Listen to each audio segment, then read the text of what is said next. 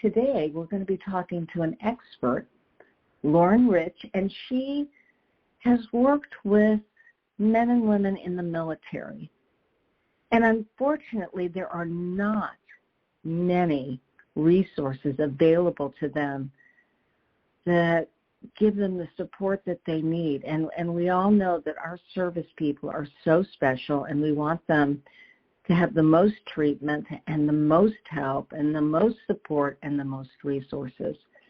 So that's why we're going to be talking with Lauren today, so that she can share with us what's going on in the military and what can we do as a community and as a culture to make help, support, and assistance more accessible to those great men and women that serve our country. So, Lauren, welcome to Sex Help with Carol the Coach. Thank you, Carol. Thank you for the invitation. Well, yes, when you were referencing to our listserv information about the military, I thought, I have never done a show about the military.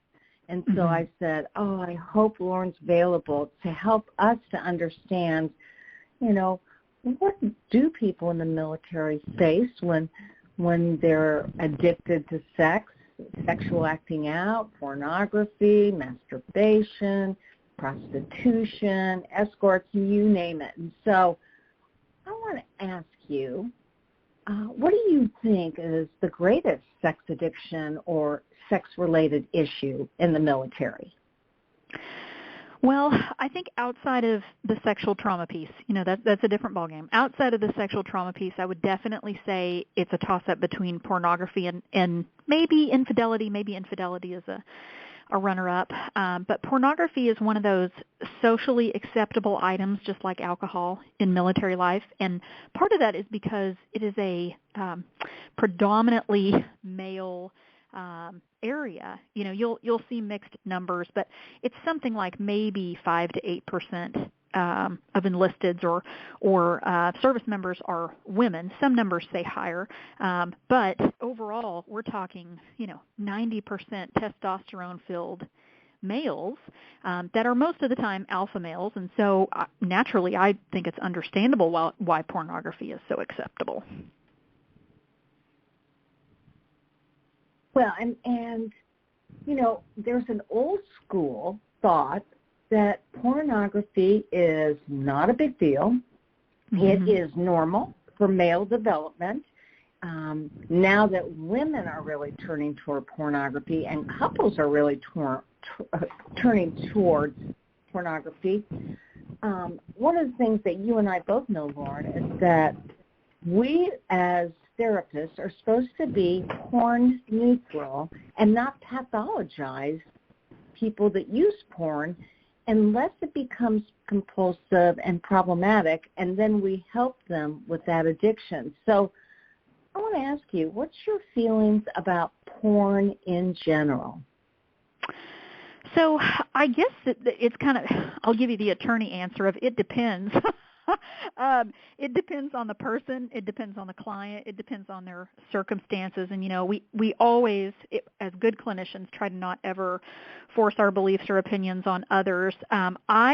My professional opinion is that if we can live without it, we need to live without it. In military life, so many of them are young and single that you're absolutely right. The viewpoint is that it's no big deal. And so it may be no big deal when you're 19 or 20 and you're single or you're dating around or whatever it may be, and it doesn't interfere with a relationship yet. But then when you hit 24 or 25 and you actually get married, it becomes a really big problem. And so, thinking about that process and how that really kind of changes over, I'm not going to say the lifespan. I guess you could say the lifespan, but maybe the lifespan of an enlistment. When you go in, you're 18 or 19, and you get out and you're 22 or 23. That's a big shift in if nothing else, brain development.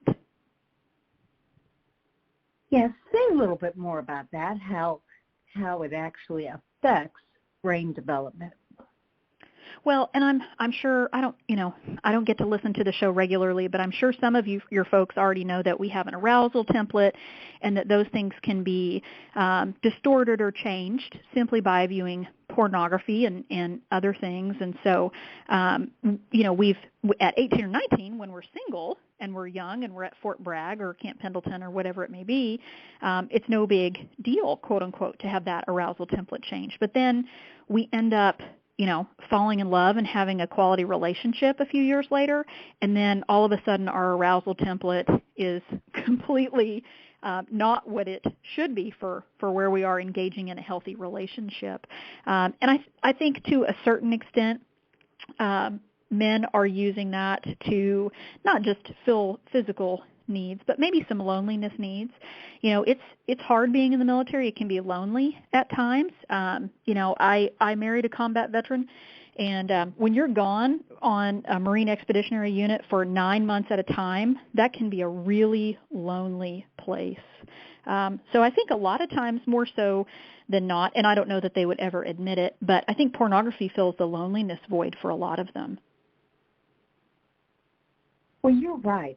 Certainly in normal pornography use with addicts that I work with, the three actually top factors that feed into pornography use are, first and foremost, boredom, secondly, anger, and then third, loneliness. So I am not surprised that, when you're in the military, you might feel very lonely in the midst of all those people.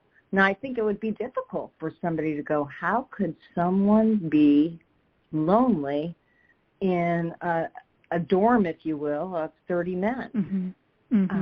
But gosh, it's so funny. It's so funny when you think about how could you be born lonely with a bunch of 18-year-old, 19-year-old, 30 of them. And it is comical when you think about it to a certain extent because of what they get into. But, we all as human beings need that deeper attachment. And at that point, I think your brain is just so young that you maybe don't realize what's going on. And I suspect, as probably you have as well, is that they don't even realize it's out of loneliness. They don't even consciously know why they end up there.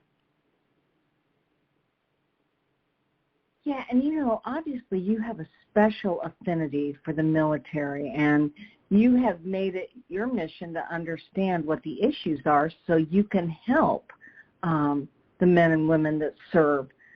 Now, I know you're in a private practice, or you're with a clinic? No, I have a private practice. I did nearly 7 years at the government, partially FBI, and the majority at the Department of Veterans Affairs as a combat trauma therapist, and have been in private practice for about a year and a half. But I still primarily see combat veterans. Probably about 95% of who I treat is a combat veteran. Okay, and so you see that loneliness is a major differentiating factor between men outside of the military and men in the military. Are there any other major differences that you see based on their culture, their community, and what they have to do every day? Well, I think the latter part of your question is most definitely the strongest area. When we look at what their jobs are, and not simply the fact of being gone or away from family all the time, away from spouses and children, but when we look at the actual task, that can be something that impacts our system as a whole. And so I'll explain. If we have people who are in really high-risk situations all the time, and they are either jumping out of planes, they're dealing with bombs, whatever that may be, or even just in regular old combat, the everyday infantryman, so to speak, they are getting a whole lot more chemicals than the average Joe Schmo walking around, small town America. And the same goes with our first responders. You had a first responder a couple episodes ago. The clinician treated first responders a couple episodes ago. And she talked about the amount of exposure to trauma, and she's absolutely right. And I've had first responders, I see them as well, and a lot of first responders are veterans, but they have that chemical dump so much so all the time that when they leave that role or that job, they retire, they're medically discharged, we're then left chasing the chemical high. And so it's almost interchangeable for a lot of them. You know, when you think about reckless behavior, driving, excessive spending, gambling, shopping, whatever that may be, pornography is still in that realm. And so for some of them, it ends up being pornography simply, in my opinion, because they're chasing the high that they used to get when they would deal with bombs or jump out of an airplane. Well, that makes a lot of sense because this really is about brain science. And so it makes, it's right that they can interchange different highs, whether it be sex, whether it be gambling, whether it be jumping out of an airplane. And when what we know is when you treat one of those addictions, another one may either increase or develop. And so oftentimes when I hear that men to deal with their boredom and loneliness are gaming and they're loving it and they're doing it a lot, I am saying, hold on here, because the truth of the matter is that lights up your brain in the exact same way as pornography or other types of sexual acting out, cocaine. And so, you know, we don't know what we don't know, and it's important to educate our folks. And is there anything available to the military that, you know, would fall under the umbrella of psychoeducation, community workshops, that kind of thing, where men and women could hear about this stuff and not have to specifically attend a therapy session? Well, unfortunately, to the very best of my knowledge, none of those are available through the DOD or the VA. Those are all, you know, when you talk about resources, it would simply be the same resources, you know, that we have accessible to the general public that the military folks would use. And so that's why I encourage a lot of them to use anonymous phone groups or telehealth groups, you know, where you're not disclosing where you're at or who you are. And, you know, when you think about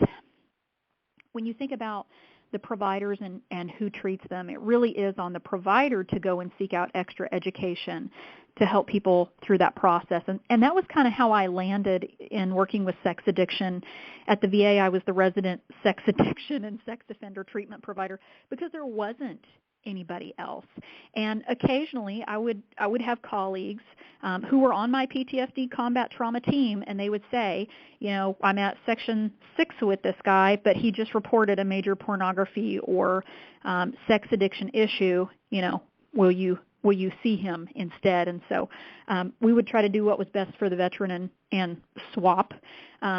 But it is such a disservice to them because so many of them battle that issue, and it's not on any questionnaires. It's not discussed. It's not talked about. I think as far as the VA is concerned and the DOD, service members just don't have sex at all, and they don't have sexual issues at all. Yeah, you know, that is, I get that, you know, when there aren't resources for the problematic behaviors, it would assume, or it would seem like, you know, maybe they don't need that kind of help when we know that, yes, indeed, they do. Now, we all know that veterans can oftentimes suffer from stress reactions, acute stress, PTSD, maybe even complex post-traumatic stress. And you said that you're a trauma specialist. So how do you treat veterans? What do you do to help them with pornography use? Well, and again, the attorney answer of it depends. You know, every good clinician hopefully takes all of them on a case-by-case basis and adjusts the treatment planning, and so to speak. I use a lot of EMDR. Use it, I would say almost, if not daily, almost daily. The DOD has endorsed 3 major trauma treatments, and those are prolonged exposure, cognitive processing therapy, and EMDR. The first 2, you couldn't really do anything with sex addiction. They make you choose an index trauma, quote unquote, which is the worst trauma of all. Their assumption is that if you resolve the worst trauma of all, then all the others will fall in line. But that, in my professional opinion, has not been the case, and so that's why I lean toward EMDR, because if we're talking somebody who has multiple deployments, or a police officer or first responder who has multiple traumas, we're asking people to pick the worst day of their life in some cases. And unfortunately, sometimes there are multiples of those. So EMDR alleviates them from having to make the choice. It also allows us to address multiple traumas in one treatment. And through time and working with people, I've discovered that when we can figure out our body sensations when we're about to use pornography, or if we can identify what chemicals or what sensation we're chasing when we use pornography, we can actually get a lot farther. And I'll give you an example of that. I have one gentleman who I think he served 23 years, 23, maybe more. And I saw him originally for combat trauma. Well, no, let me take that back. A colleague saw him for combat trauma. 7 total deployments, which is a lot. And he was just in the beginnings with her, and she realized that he had a problematic sexual behavior, and so she referred him to me. And we discovered, and I learned as a younger clinician, I think I'm always going to be a younger clinician no matter how old I get. I learned that, sexual behaviors are not always, meeting the full diagnosis. And so this guy, after 7 deployments and retiring in leadership and working with bombs on a daily basis, when we figured out that his risky behavior within the PTSD criteria was using sex shops or going to places that offer those types of services, we started focusing on the physical sensation in EMDR. And so the questions would be, how does your body feel when you pull into the parking lot? And he would say, I feel like I'm about to jump out of the helicopter, and I hated jumping out of the helicopter. And so, he's not overspending. He's not destroying his life. It's not interfering with his career. He's not lost relationships. Although his marriage has most definitely suffered, when we look at the problematic sexual behavior or addiction, criteria, he really wasn't meeting those. And so that's why I say, as a young clinician, learning the difference between the full diagnosis and the behavior just being a part of a larger trauma diagnosis, that can really dictate how treatment moves for people. And so we focus a lot on separating the fact that it's not necessarily him that is wanting this. He's a happily married man. He's got kids. He's stable. But that his brain is chasing the never-ending high. And when you are always living life on the edge, and not just on the edge, but on the edge of death, where if you pull the wrong wire or if something goes wrong, it's completely over. I can see how your brain would chase really risky things like going to sex shops. I think that makes total sense. Yeah, I absolutely do too. And so just, I'm sure it's going to be a guesstimate, but when you think of the military, would you say that more men are single or more men are married? Oh, in like current service members, not veterans? Mm-hmm. Oh, I would say if you're a current service member, you're most likely unmarried. You're single man. Got it. And so then obviously veterans would be when they stop doing active service, right, active duty. Mm-hmm. And would you say they're married, divorced, or single? Oh, gosh. I would say, maybe 30 to 40% remain married, and the others are single, never married, or single divorced. And it's hard to be married and be in the military anyway. And then when you tack on things like being gone or having pornography issues or going to sex shops or things like that, oh my goodness, it becomes infinitely more challenging. And so are there more sex shops around Fort Bragg, Fort You know all the fours. Or you name it. Or are yeah. they, or you name it. I mean, is there more accessibility for those men? Yes, absolutely. Absolutely.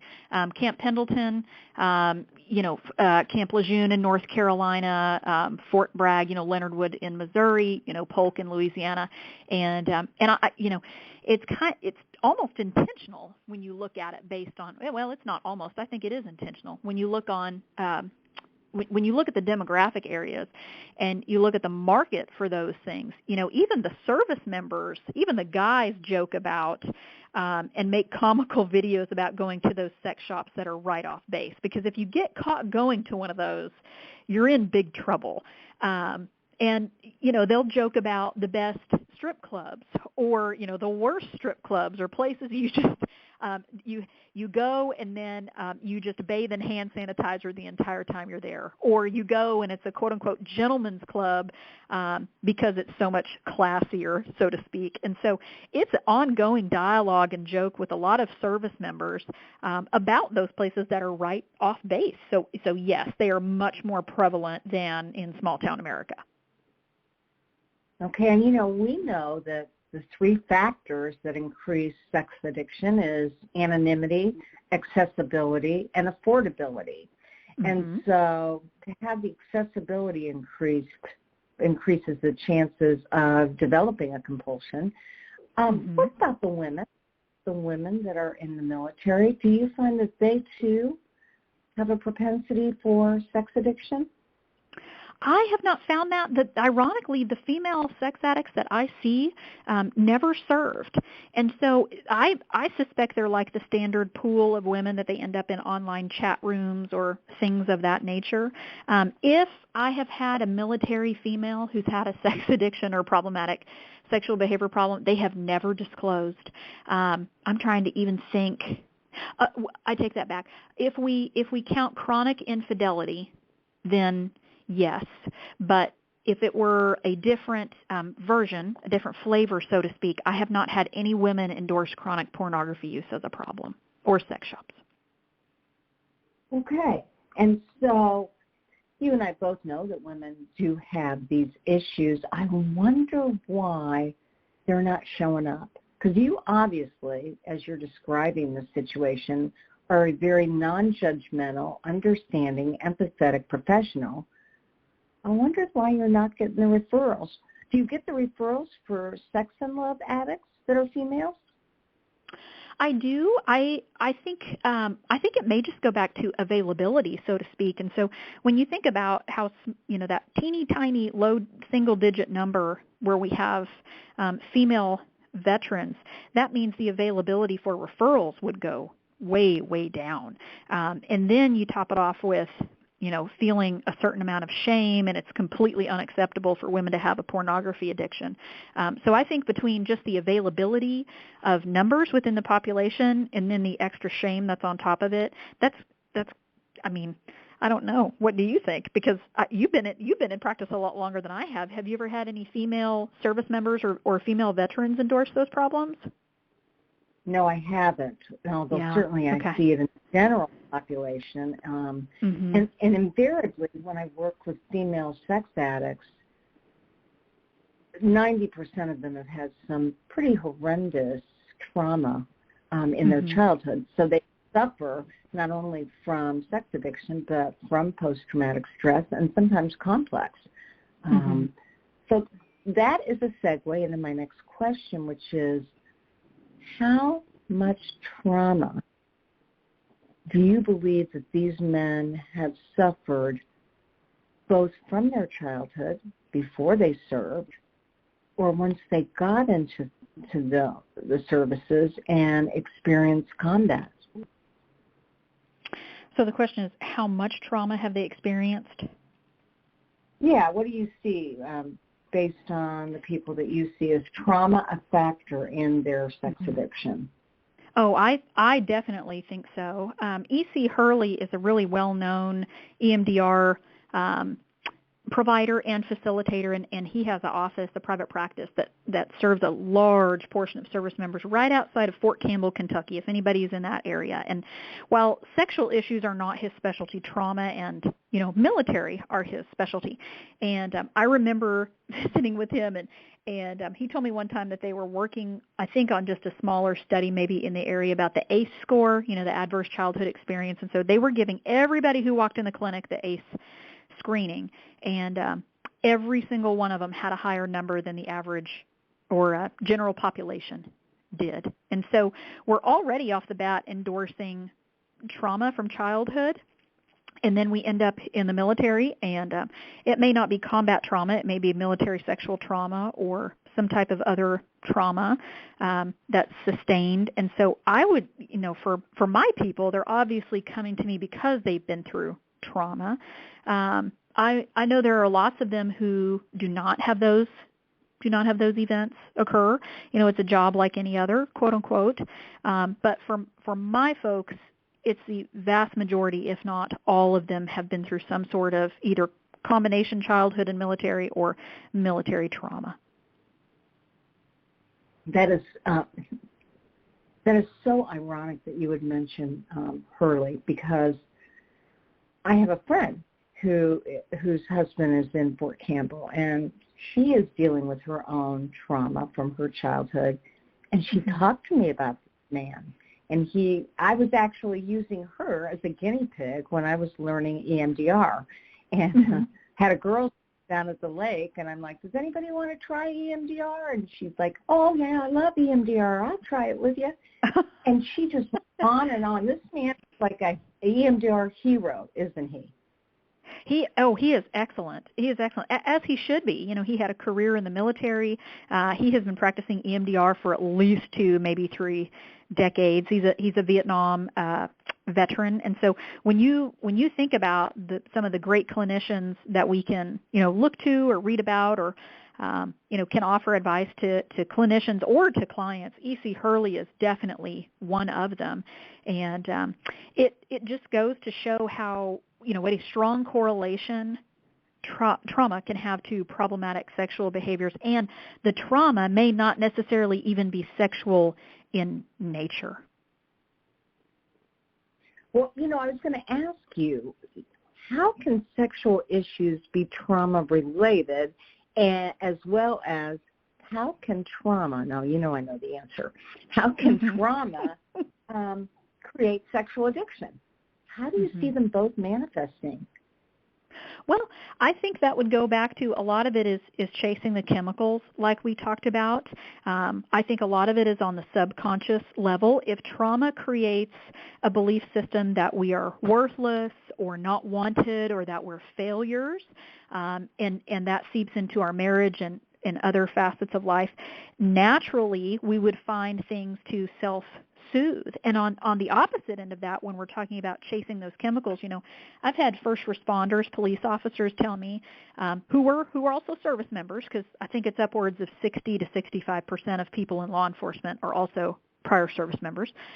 I will go masturbate before I go on shift because, this may be the last shift I ever work. Or I go masturbate before shift because it helps me get amped up, and I need those chemicals to go do my job, so to speak. Yeah, that makes a lot of sense. Yeah. I'm sorry, go ahead. No, go ahead.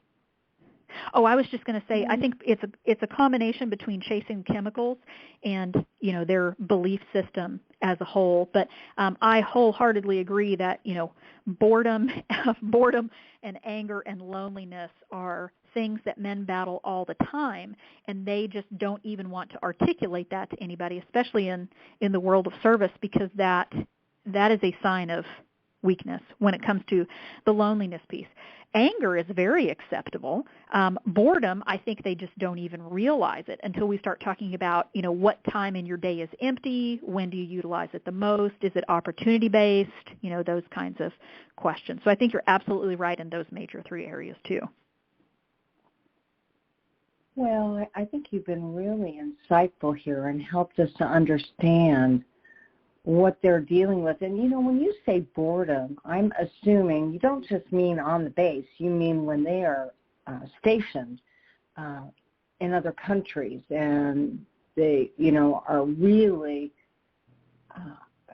having a lot of downtime. You wouldn't think they would, but they do. Is that what you're referencing? Well, yes, both of them.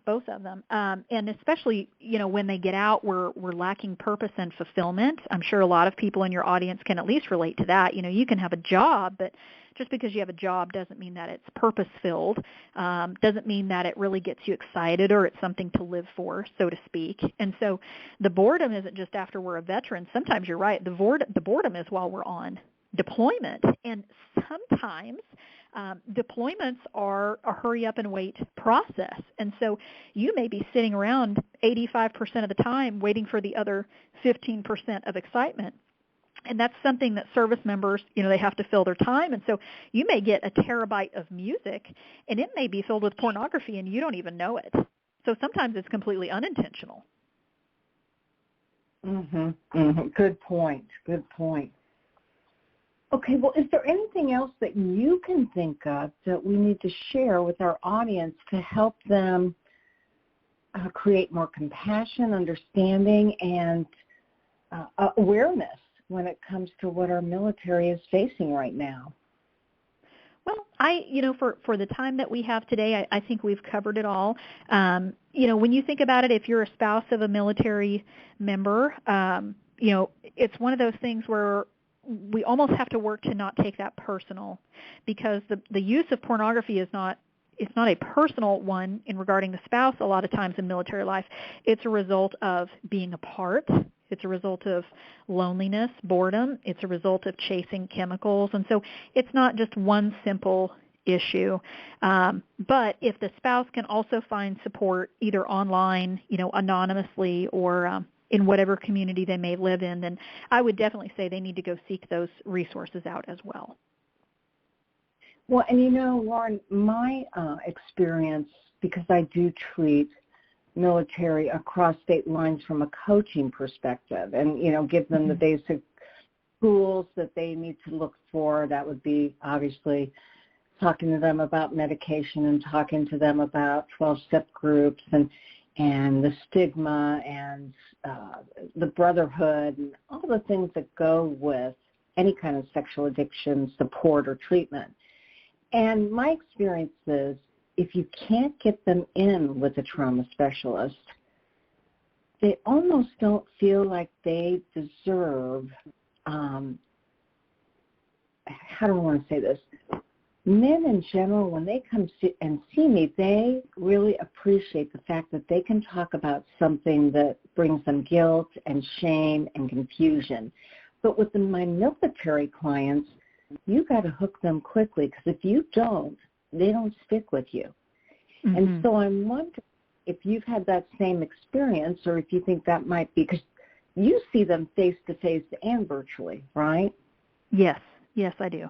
And, they're a tough crowd to win over. They're very distrusting as a whole, which is why I think it's a benefit to be married to one of them and to have, prior service experience at the VA helps a lot. But I always joke with them, and I always tell them, and this really started at the VA, but through the choice program is how most of them come to see me. And so I jokingly say, I'll give you the first 6 sessions for free, and if you're displeased, we'll find you someone else. And I tell them, it's going to take you a little while to trust me and to get there.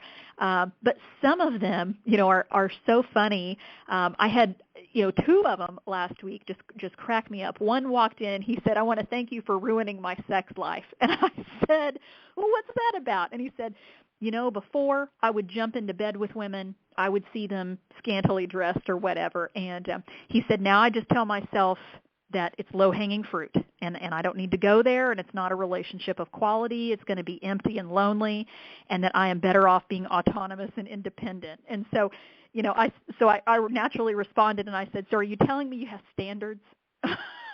he said, that yes. Is good. Yeah, he said. So darn you for creating standards. And by the end of the week, the next veteran had come in, and we had been working on building up to actually having sex again, a full intercourse with his wife. And he had struggled with some ED issues and started taking a medication for it. But, a lot of the ED issues are trauma related, again, because of our belief system. And so his homework was to simply, go home and get the deed done. And he sent me an email that said something like, not to be unprofessional, but I was successful and highly successful in completing my homework this week. Looking forward to next session. Uh-huh. Good sense of humor and so, to yeah. the point. Yes. And so winning those folks over, winning those military guys over early on, it's totally doable. You just have to be flexible with them and like you would with every other client, and understand culture and things like that. But they're a funny bunch, and they don't. I don't know that they've met a whole lot of providers who can openly talk about combat trauma and sex behaviors in the same session. So I think it's equally as hard for them to not only trust the provider, but to find the provider who's knowledgeable about both. Well, I get that. And, obviously, if you're married to somebody in the military, you're a trauma specialist, and you had this vested interest in the military and sex addiction. So I just so appreciate your service. And I know that people can get a hold of you by going to your website, Lauren, that's Lauren, Rich, RICH.net. Any other way that they can contact you? Sure. So since I'm a solo practitioner, and a lot like a lot of us are, telephone is probably easiest. I do email, but it may take me, a week or so to get back to people. But if they have specific questions, more than happy to answer. And I try to post those questions, confidentially. I don't ever reveal who the person is. I guess I should say anonymously. But on Facebook, I post videos, or on YouTube, I post videos to questions. And so they can feel free to email me. LinkedIn is always there. But if they go to the website, people can actually take what we call, a brief FUBAR assessment and see where you are. And it's the basic questions of trauma. Are you sleeping? Are you having an alcohol issue? Do you feel numb and detached from others? And actually a couple questions in the FUBAR assessment, it's pretty brief, but a couple of them are sexual related. Do you find fulfillment in your sex life?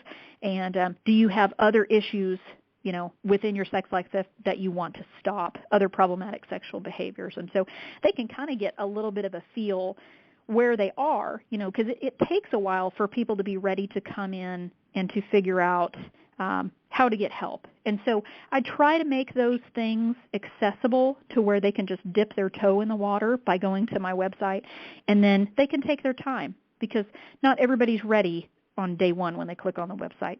Sometimes it takes them a long, long time. And so I'm more than happy to be patient. And I have people that email me all across the country. I even have people that email from other countries on occasion if they're stationed overseas. And so I'm always happy to answer questions, messages, whatever that may be. Well, thank you again. Her website is laurenrich.net. And continued success with some very special people. You make it a great week. Yes, ma'am. Thank you so much. Take good care. All right. Bye-bye. Bye-bye. And so obviously this is a woman who has made it her mission to help people who aren't necessarily comfortable talking about this issue with just the average person. And I got to tell you, there's a lot of counselors that aren't comfortable talking about it either. I'm Carol Jurgensen-Sheets, a.k.a. Carol the Coach, and as I always say, fearlessly have the courage to be yourself. We'll see you next week with more sex help with Carol the Coach. Make it a good one.